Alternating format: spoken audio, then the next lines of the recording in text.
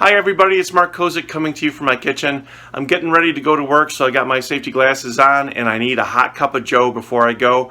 So I'm going to do a quick video where I compare and contrast two different coffees. It's a showdown in a showdown, and if you want to see who wins the crown, if you like food and you're a girl or two, just stick around, 'cause it's gonna be a showdown. Showdown.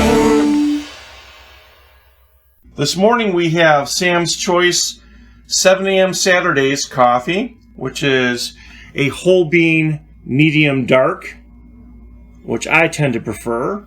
And then we have the Sam's Choice Maine 105 whole bean, which is a medium. You'll notice the beans of the 7 a.m. medium dark are a little bit glossier. You know, they're roasted a little bit more, so there's more of the oils coming out, which gives it a bit more flavor. It's a bit more bitter. Here you see that the Maine 105 medium is a bit lighter brown in color. The flavor isn't as intense. So starting with the 7 a.m. Saturdays medium dark, I've got about 4 tablespoons in here. Usually for every cup of coffee I put 2 in.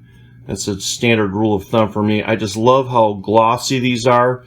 Some of the beans are a little bit broken up, which happens, but I get better flavor, I believe, out of a whole bean coffee that I grind myself.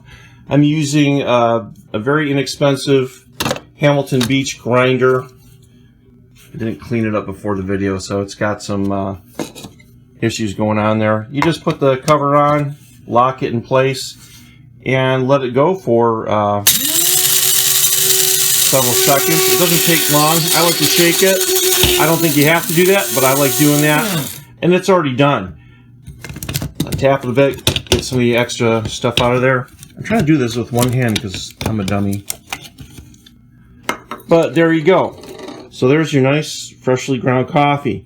The finer you do it, and it does get finer than this, it gets so small and silty, it'll actually go through your coffee filter and it'll bring extra notes into the flavor. It'll be almost more chocolatey, whereas if you have larger pieces of the coffee bean, it gets more of a beany flavor. Now I'm just going to put this in my Mr. Coffee filter here.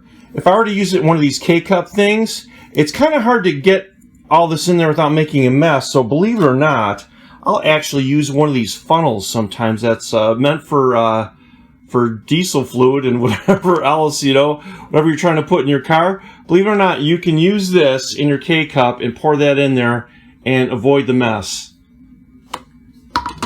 Now, I'm not the type of person who only drinks coffee black. I haven't achieved that level of awesomeness yet.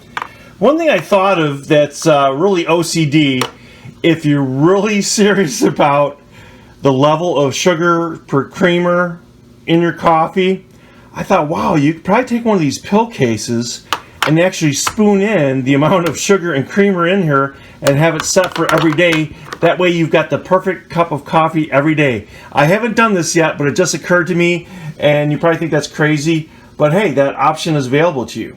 For my sweetener today, I've got, this is not actually what it says it is. I actually refill this with raw sugar in the raw, whatever you call it. It still has a little brown tinge from the molasses around there, which I like, gives it extra flavor.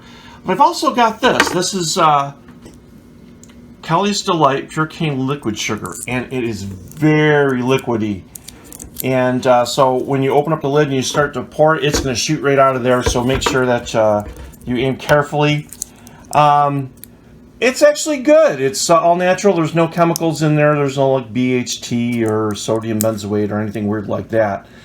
So it's pretty nice. You know, I guess my thought would be, why am I paying for water in my sugar? Because that's what you're paying for, is someone to water the sugar, water it down, and make it like this. But I guess in certain things it blends easier if it's already in a liquid form, right? So you can see how it sloshes around, how liquidy it is. But it's actually quite good. So yeah, I also highly recommend this. and you can decide whether the liquid state that it's in is of any value to you in what you're doing.